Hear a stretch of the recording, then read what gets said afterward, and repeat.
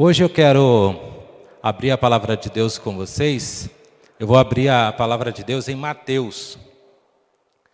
Mateus capítulo 25, do versículo 1 até o 13. Vamos abrir aí a palavra de Deus. Primeiro nós vamos fazer uma leitura e depois eu vou entrar com a explicação. Mateus capítulo 25, versículo 1 até o 13.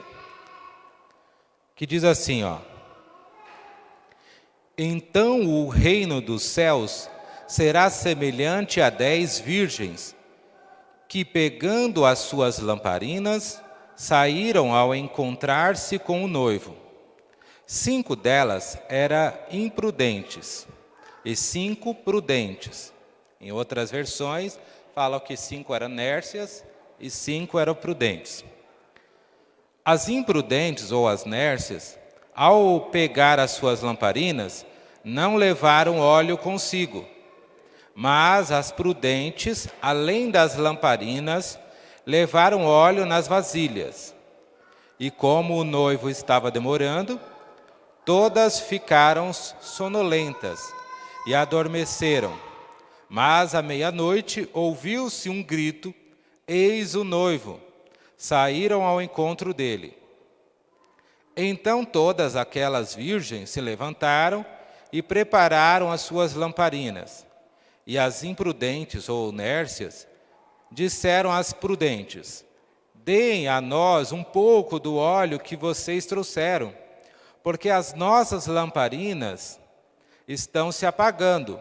Mas as prudentes responderam: não, porque então vai faltar tanto para nós como para vocês. Vão aos que o vendem e comprem óleo para vocês. E saindo elas para comprar, chegou o noivo. As que estavam preparadas entraram com ele para a festa do casamento. E fechou-se a porta. Mais tarde chegaram as virgens nércias, dizendo: Senhor, Senhor, abra a porta para nós. Mas o noivo respondeu: em verdade lhes digo que não as conheço. Portanto, vigiem, porque vocês não sabem o dia nem a hora. Essa essa história é uma história bem conhecida, né? A maioria das pessoas, tem gente que sabe até de cor essa parábola. Interessante que no verso 1 aqui diz assim, ó, então o reino do céu será semelhante a 10 virgens. Era comum do Senhor Jesus contar histórias, seja elas fictícias, seja elas reais, para ilustrar ali o seu ensinamento. Então, quando Jesus ele está contando essa história, ele tem em mente algo real, que é o quê? Um casamento judeu. E para nós, às vezes eu vejo pessoas que têm dificuldades de compreender a parábola das 10 virgens. Por quê? Porque associa esse casamento com o casamento que nós temos hoje. E é diferente. Hoje eu quero me aprofundar um pouco como que era o casamento judeu, para nós entendermos como que era toda a cerimônia, os passo a passo, e aí nós vamos compreender por que que Jesus associa a vinda do Senhor com o casamento. Como que era o casamento dos judeus, né? Primeiro, normalmente os casamentos, eles eram arranjados. Hoje é diferente, né? Hoje o rapaz gosta da moça, a moça gosta do rapaz, ali se conhecem e vão começar a namorar e depois pensam em casar. Tem uns que nem namoram, né? Já vai logo para o casamento. Outros nem casam. Mas lá, normalmente, era arranjado pelos pais. O pai do noivo, ele então observava e via, olha, aquela moça ali serve para o meu filho. um bom partido para o meu filho. Às vezes, dependendo da região, era permitido que o noivo, o rapaz, desse a opinião, ele dissesse, não, ó, eu gostei daquela moça, às vezes até a noiva também, ó, eu não simpatizei muito com o rapaz, né? Porém, a maioria das vezes, eram os pais que decidiam. Então, era normal que os pais escolhessem a noiva para o noivo. Então, depois que eles iam lá, fazia o quê?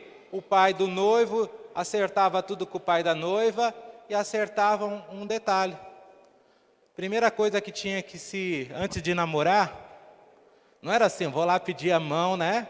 Vou pedir a mão da moça em namoro, casamento. Não, primeiro você ia lá e resolvia o dote. A primeira conversa era, quanto que vai ser o dote? As mulheres, infelizmente, nos tempos antigos, elas eram como se fossem propriedades do homem. O pai ele tinha direito sobre a filha, como se fosse a mesma coisa de um gado, a mesma coisa de uma propriedade. Ele poderia negociar a filha. Então, é ele que dava ali o valor do dote. Era o pai da noiva que determinava o valor do dote. O pai do noivo, então, ou o próprio noivo, ia lá e pagava o dote. Só depois que pagava o dote, é que ele tinha permissão de conhecer a noiva, de cortejá-la, de conversar com ela. Eles faziam ali, logo depois que era acertado o dote, eles faziam uma cerimônia de noivado. Ali era feito um documento, né, um contrato. E nesse contrato, eles já estavam casados. Já era casado. Eles já eram marido e mulher. Porém, ainda depois, eles teriam que ter 1 ano sem ter contato nenhum. Não poderiam nem pegar na mão, nem nada. Depois de 1 ano, teria o casamento oficial e aí eles poderiam viver juntos. Mas, nesse período, eles já eram considerados marido e mulher, já era esposo. Entendeu? O respeito como esposa e como esposo já tinha. Depois que era acertado o dote, era feito um noivado, né? Havia um banquete ali. Esse dote, interessante, havia 3 tipos de dote. O dote que era pago pelo pai do noivo ou o próprio noivo, pagava para o pai da noiva o valor que foi acordado. O segundo dote, onde o noivo dava um presente para a noiva. Esse presente, quando a gente vai ver a parábola das pérolas perdidas, ou das moedas perdidas, era esse dote. Lá, a história, quando Jesus fala que a mulher, ela tinha uma única moeda, uma dracma, e ela perdeu e era muito valiosa, ela varreu toda a casa até achar a moeda. Essa moeda, historiadores dizem que essa moeda era parte do dote que foi dado pelo noivo dela quando ela se casou. Por quê? Quando ela chegou a ser viúva, ela foi lá e usou esse dinheiro, esse dote, para poder se manter por um tempo, né? Para ela não passar necessidade. Então, normalmente se dava joias, se dava dinheiro ou propriedades, né, como presente, e esse dote era já uma garantia que se caso acontecesse alguma coisa com o noivo, a noiva estaria, né, segura, ela teria ali algo para poder se manter. O terceiro dote era um dote onde o pai da noiva dava um presente para a noiva. Em muitos lugares era feito o quê? Vamos supor, o noivo pagou, vamos supor, 10 mil reais como dote. Aí era feito 10% desses 10 mil reais, passava para a noiva, como dote do pai para a noiva, entendeu? Então, eram esses 3 tipos de dote. Os dotes normalmente era bem alto, era bem caro, era animais, propriedades, às vezes um campo. Tem várias passagens na Bíblia que é onde o pai dá um presente para a filha, uma propriedade, uma terra, né? Coisa assim, escravos. Era feito então um contrato esse contrato, quando acertava o contrato ali de casamento, esse contrato ficava durante esse período que o noivo se afastava. Por quê? O noivo tinha que ir embora, preparar o lugar, preparar ali os aposentos, para que quando se casasse, ele tenha lugar para levar a esposa. Hoje é diferente, né? Hoje o rapaz casa e faz um puxadinho lá no quintal do pai, né? Faz ali um puxadinho e leva a noiva. Às vezes leva para dentro da casa do pai mesmo, né? Ou então vai morar de aluguel. Não, naquela época ele tinha 1 ano no mínimo. Mínimo 1 ano para ele ir preparar um lugar para quando ele voltasse, buscasse a noiva. E aí fazia toda a cerimônia de casamento, tudo isso daí. O mínimo era 1 ano. Poderia se prolongar esse período. Poderia ser 2, 3 anos, né? E a noiva, nesse período, ela teria que estar pronta. Estar ali esperando, aguardando o noivo.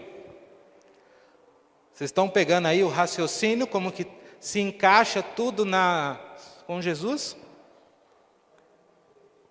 Depois que era feito esse contrato ficava em posse da noiva. Porque se caso acontecesse alguma coisa com o noivo nesse período de 1 ano ou mais, que ele ainda não se casou, esse contrato era a segurança da noiva para dizer, olha, eu tenho parte na herança do meu noivo. Aqui, está aqui o contrato, eu casei com ele. A gente não deu tempo de a gente fazer a cerimônia, mas está tudo acordado, né? A noiva tinha que se resguardar e preparar. Às vezes a noiva ficava meses preparando o enxoval, preparando ali o vestido, preparando as vestes para a núpcia. Porque tinha que estar perfeita, né? Por isso quando fala lá, ataviada como noiva, né? Algo perfeito, algo lindo, maravilhoso. Então uma noiva no dia da noiva era maravilhoso. Aí chegava o dia do casamento, tinha o cortejo. Como que era esse cortejo? Quando o noivo, ele ia preparar o lugar, ele ia lá preparar, quando estava tudo pronto, estava quase terminando, ele enviava um mensageiro. Opa, agora falta 1 mês para acabar aqui, deixar tudo pronto. É o tempo que vai levar, o mensageiro vai levar até chegar na casa da noiva. Então ele mandava o mensageiro chegava lá dizendo, olha, o noivo vem, o noivo está vindo. Aí ela começava a se preparar. Opa, falta pouco tempo, o noivo vai chegar a qualquer momento. Aí se preparava tudo. Quando chegava faltando 1 semana, 2 dias ali, ele mandava um outro mensageiro, dizendo, olha, o noivo está chegando. Mandava esse mensageiro. Para quê? Para que se fizesse o cortejo. Nesse cortejo, as amigas da noiva normalmente eram virgens. Olha só, normalmente eram virgens. Essas mulheres virgens, elas então ali elas se vestiam bonito e o trabalho delas era o quê? Enfeitar o caminho para o noivo. Quando o noivo chegava, elas tinham que acompanhar o noivo, fazer aquele cortejo com o noivo. Por quê? A festa de casamento acontecia na casa do pai do noivo. Era ele que bancava a festa. Então, ele ia lá, aquela monte de virgens, fazendo aquele cortejo. Às vezes o noivo demorava, chegava à noite, aí tinha que ter iluminação. Eles faziam todos os confetes lá da época, as festas. Então esse cortejo acontecia. Então, quando chegava o noivo, elas iam junto com o noivo até a casa do pai do noivo, entrava dentro da casa e ali fechava a porta, ninguém mais, depois que o noivo entrou, ninguém mais entrava. E o noivo, ele bancava as vestes de cada convidado. Tinha as vestes nupciais. Era o noivo que dava. Aí eu lembro, talvez você esteja se lembrando também, da outra parábola que Jesus contou das bodas, aonde o noivo preparou toda a festa, chegou no dia do casamento, não foi ninguém. Ele falou o quê? Vai lá e chama quem estiver na rua. Deu as vestes nupciais, entrou, quando chegou, fechou a porta, alguém chegou lá e bateu, não vos conheço. Né? Assim acontecia, assim era o casamento judeu, não só judeu, árabe, pessoal lá daqueles lados lá, Oriente. O que representa cada personagem, cada ato aqui nessa história? Agora vamos para a interpretação. Jesus, ele compara aqui a volta de Jesus com esse casamento. Jesus é o noivo. A gente já viu na Bíblia, Jesus representa o noivo. Jesus, eu lembro da passagem de João, capítulo 14. Abra sua Bíblia aí. João, capítulo 14, versículo 2 em diante, né? No versículo 2 ele diz assim, na casa de meu pai há muitas moradas. Se não fosse assim, eu já lhes teria dito, pois vou preparar um lugar para vocês.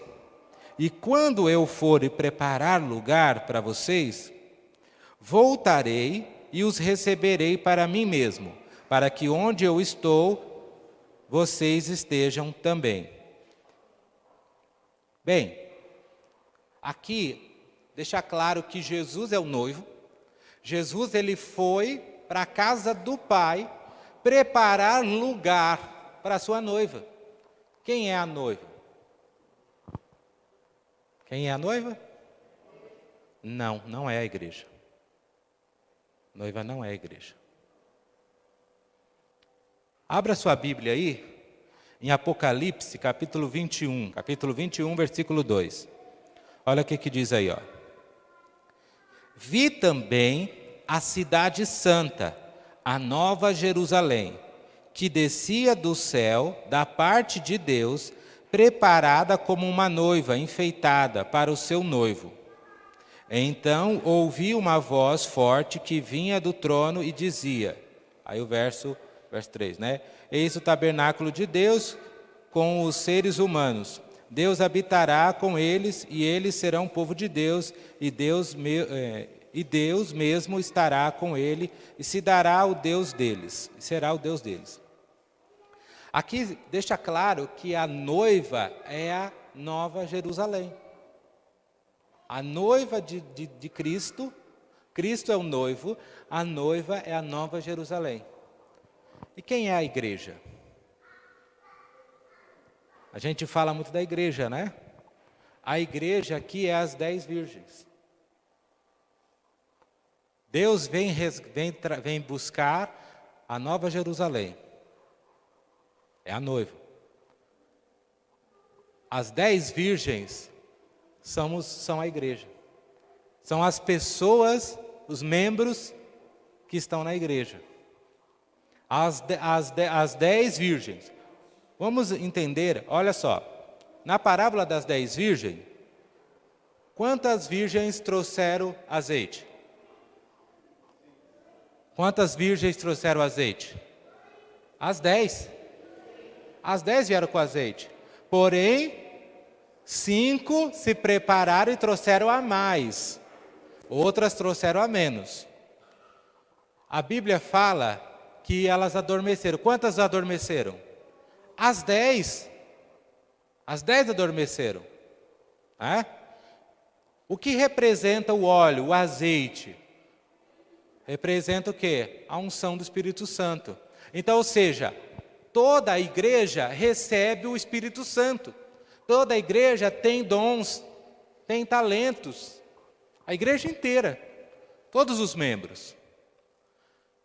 Mas vai passar um momento de mornidão, de soneira, na igreja inteira, todos iremos dormir. Todos estamos dormindo espiritualmente. Todos estamos dormindo. Todos temos o Espírito, todos temos, vamos passar por um momento de sono e todos iremos despertar.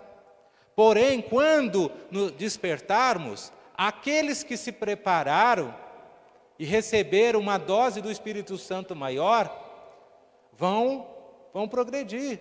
Agora, aqueles que não se prepararam e vão adormecer espiritualmente, quando eles despertarem, será tarde demais. Eles vão estar, o quê? Já fora, longe dos caminhos do Senhor. Então, a igreja aqui representa as 5 nércias, são aquelas pessoas que estão na igreja, estão sentadas na igreja ouvindo o culto, estão em casa assistindo a live, pessoas que estão aqui fazendo trabalho missionário, pessoas que estão pregando, está aqui na frente no púlpito pregando, está cantando, está fazendo visita.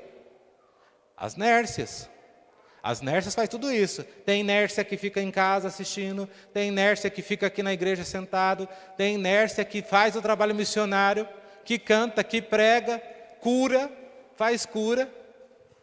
Mas elas são nércias. Elas estão gastando a dose de Espírito Santo que elas têm agora, mas elas não se completam. Vai chegar um momento de soneira espiritual e elas vão o quê? Vai acabar ali o azeite, vai acabar o espírito. Agora, tem pessoas que são prudentes, que estão na igreja, estão assistindo aqui na igreja, estão assistindo a live, está pregando, está cantando, está fazendo tudo isso, e são prudentes. Estão estudando a palavra de Deus. Olha, o irmão está falando aí, deixa eu ver aqui na Bíblia como que é. E diariamente está buscando o Espírito Santo, o conhecimento da palavra de Deus. E ali, quando vier um momento de sono espiritual e se despertar novamente, elas ainda vão ter o quê? A dose do Espírito Santo. Elas vão ainda estar firmes. Sabe, um exemplo dessa soneira espiritual foi a pandemia. A pandemia, ela foi um pequeno sono. Ainda vai vir outros, irmãos. Até Jesus voltar, vai acontecer muitos momentos de soneira na igreja. Mas o que mais recente é a pandemia. Quantos irmãos que, quando fechou a igreja, que não podia mais vir para a igreja, quantos irmãos voltaram? Quantos irmãos que ficaram em casa, falaram assim, não, eu não vou mais para a igreja, não precisa, eu posso adorar de casa. Quantos irmãos que voltaram, mas não voltaram com a mesma garra, com o mesmo espírito? Tem muitos irmãos que só estão na igreja só por misericórdia. Acham que estar na igreja vai salvá-lo.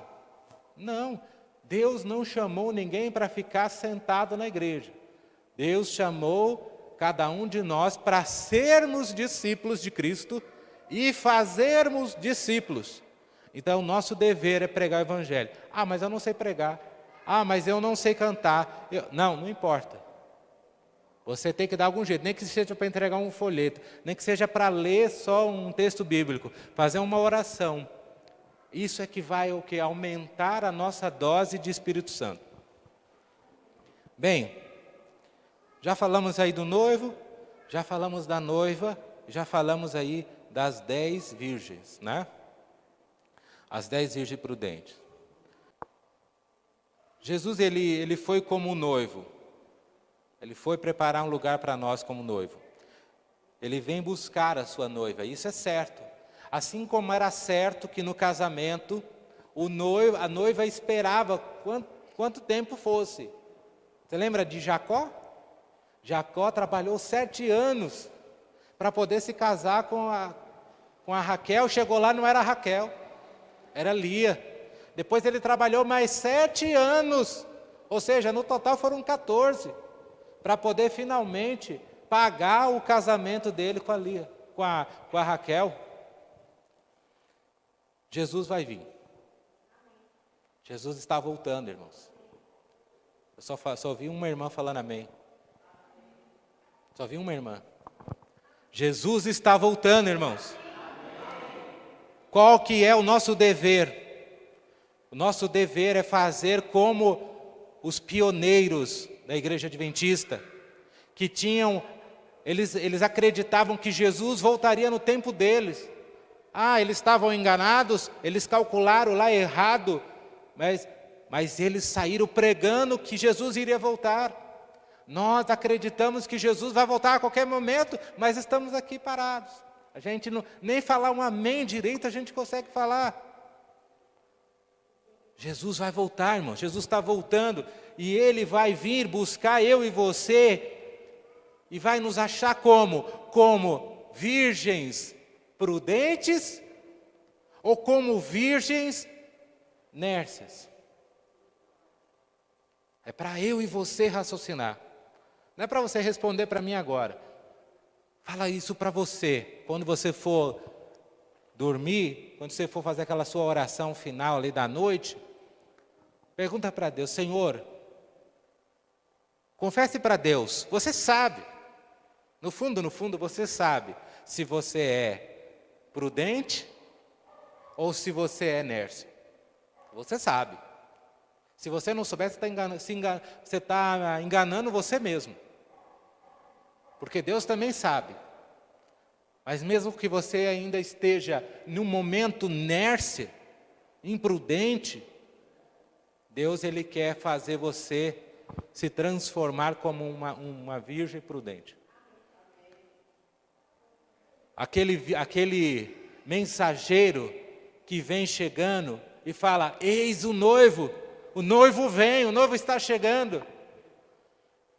É a ação do Espírito Santo na nossa vida. O Espírito Santo, é Ele que clama, é Ele que fala no meu e no seu coração. É Ele que coloca na nossa mente o desejo de nos aperfeiçoarmos cada dia mais. Ele está ali, Ele não cansa de falar: o noivo vem, se prepara. Ele usa a mim, Ele usa o Renato, Ele usa o André, Ele usa um monte de gente para falar que Jesus está voltando. Se prepare. A parábola termina, Jesus falando assim, vamos voltar lá para Mateus 25, lá no verso 13, olha só o que Jesus falou, lá no verso 13. Portanto, vigiem, porque vocês não sabem o dia nem a hora. Jesus pode voltar hoje, agora, amém? O meu desejo era que Jesus voltasse agora, nesse momento aqui. Eu estou aqui falando, o céu se abrisse e Jesus voltasse. Esse era o meu desejo. Esse era o meu desejo. Mas se isso não acontecer, se demorar mais um dia, mais um ano, não sei quanto tempo demore, eu vou viver cada dia da minha vida como se Ele fosse voltar nesse exato momento. E Deus quer abençoar a mim e a você, amém? Que Deus possa iluminar a minha vida, a sua vida, que durante essa semana que vai entrar, você viva cada segundo da sua vida, se preparando para que, se Jesus voltar, você não seja pego desprevenido, amém? Nós vamos cantar o hino Ao Teu Lado Quero Andar. Eu quero andar com Cristo. Eu tenho certeza que você também quer. E se você quer andar com Cristo, se coloque de pé e vamos cantar para a honra e glória de Deus.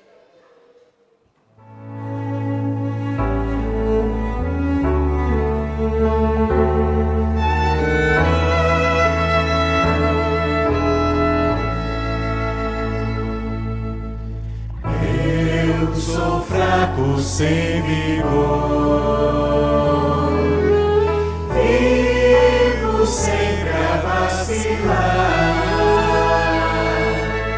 Seja Jesus meu protetor, só contigo, Senhor, quero andar. Ao teu lado quero andar, livre de qualquer temor.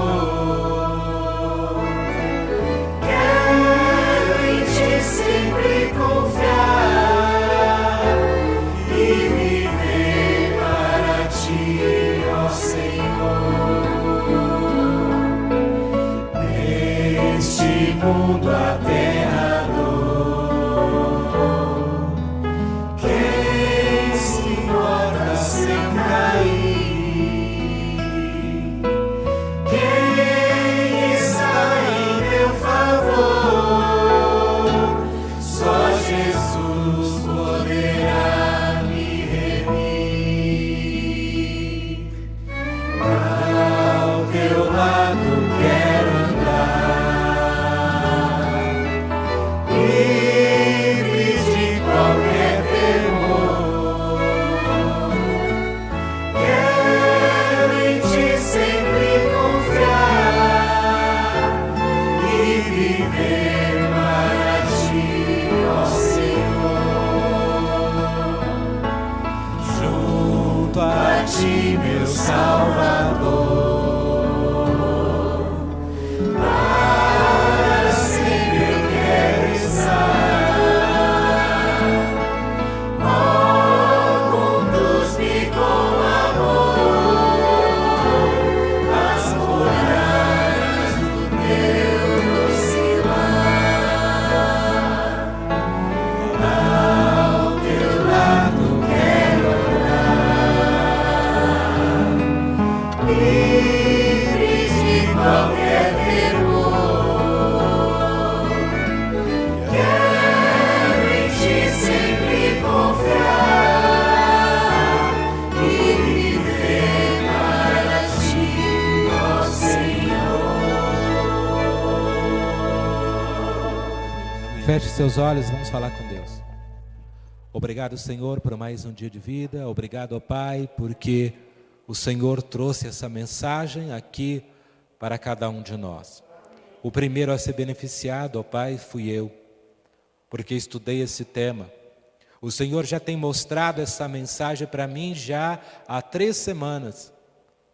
Mesmo eu tinha esquecido, Pai, de vir aqui a esta igreja. Mas o Senhor já estava preparando no meu coração, na minha mente, esta mensagem. Senhor, muito obrigado. Obrigado porque Tu estás sempre ao nosso lado. Tu nos conduz pelo caminho certo.